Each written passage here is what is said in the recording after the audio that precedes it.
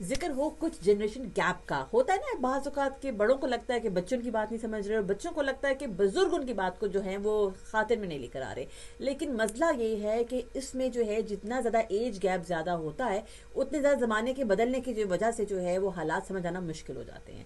سمجھدار لوگوں کا کہنا یہ ہے کہ اگر جو بزرگ ہیں، جو سینئرز ہیں، جو والدین ہیں، وہ اگر بچوں کی بات کو سمجھنا چاہتے ہیں تو ان کو تھوڑی سی ایفرٹ کرنی پڑے گی. اس کی وجہ یہ کہ تجربہ جو ہے جس جنریشن کے پاس ہوتا ہے وہی جانتی ہے کہ زمانے کے اتار چڑھاؤ کو ڈیل کیسے کرنا ہے. جہاں تک بات ہے نوجوانوں کی تو ہم یہ نہیں کہہ سکتے کہ ان کو کبھی بات کی سمجھ نہیں ہوتی، لیکن ہاں یہ ضرور ہے کہ تجربے کی کمی جو ہے وہ ان کے ڈیسیژن کو، ان کی ججمنٹ کو ہلکا پھلکا ویک ضرور کر دیتی ہے. لیکن سمجھداری کا تقاضا یہ کہتا ہے کہ نوجوانوں کو بزرگوں پر اور بزرگوں کو نوجوانوں پہ اعتبار کرنے کی ضرورت ہے. تبھی دونوں پارٹیز بہتر انداز میں اپنے نہ صرف تعلقات کو آگے لے کے بڑھ سکتی ہیں بلکہ بہتر نتائج بھی حاصل کر سکتے ہیں.